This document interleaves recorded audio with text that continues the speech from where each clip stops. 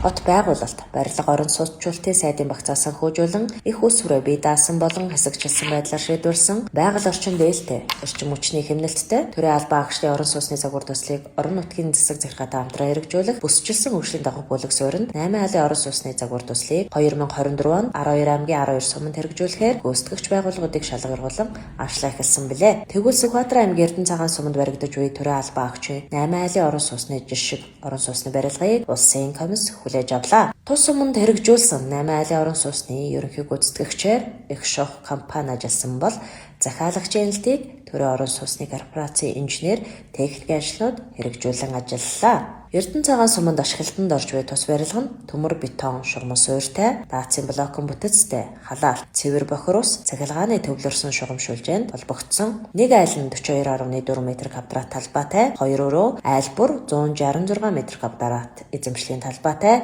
явган зам, автомашины зогсоол, ногоон байгууламж бүхий амны орон сууц юм. Ингээд албаны хүмүүсийн сэтгэгдлийг хүргэе. За Эрдэнэцаагаан суманд маань төрийн албан агчийн 8 айлын орон сууц улсын комисс өнөөдөр хүлээж авлаа. 2025 онд иргэдийн урлаараа Эрдэнэцаагаан сумыг маань бид нар төрийн албан агчийн нэмийн баталгааг хангах жил болгон зарласан. Үүний маань бас нэг заалт болж орж ирсэн ажил маань 25 онд амжилттай хийгдэж дуслаа. Сумын хөгжилд нэн шаардлагатай албан агчдын маань амьдрах орчин бүрдэж байна. Үүндээ бас баяртай байна.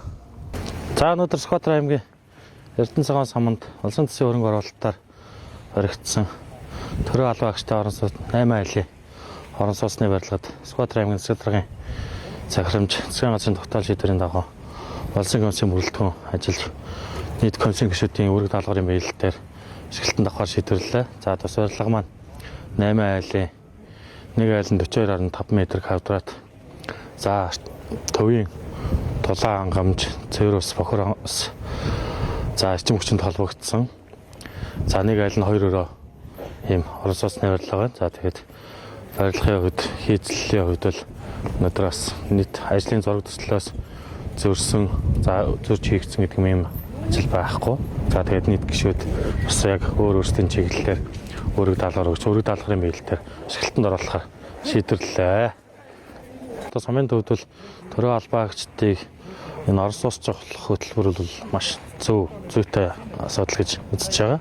За тэр ч утгаараа бид нар бас энэ бусад дараагийн хийгдэх ажлууд дээр болон энэ ажил дээр ч гэсэн манай газрын хэлтс урлагт болтын газрын зүгээс бол нэлээдгүй хамтарч ажилласан. За зураг төслийн шийдэл болон за хийгдэх газар биеийн байр шил сонгохоос ахуулаад ингээд энэ ажлууд дээр бол нэлээд хамтарч ажилласан. Ер нь төрийн албан агчдыг амьдрах орчин нөхцлөөр нь хангаж ээж бас яг энэ төрийн ажил чанар хүртэй юм шиг манаас сайжирнаа гэж харж байгаа. Сүхбаатар аймгийн Эрдэнэцаагаан суманд хэрэгжиж байгаа их усүрээ бие даасан болон хэсэгчлэн байдлаар шийдвэрлсэн аймаг орон нутгийн захиргаатай хамтран хэрэгжүүлж байгаа төрийн албан агчдын 8 айлын орон сууцны загвар төслийн маань 5 дахь барилга өнөөдөр ашиглалтанд орж байна.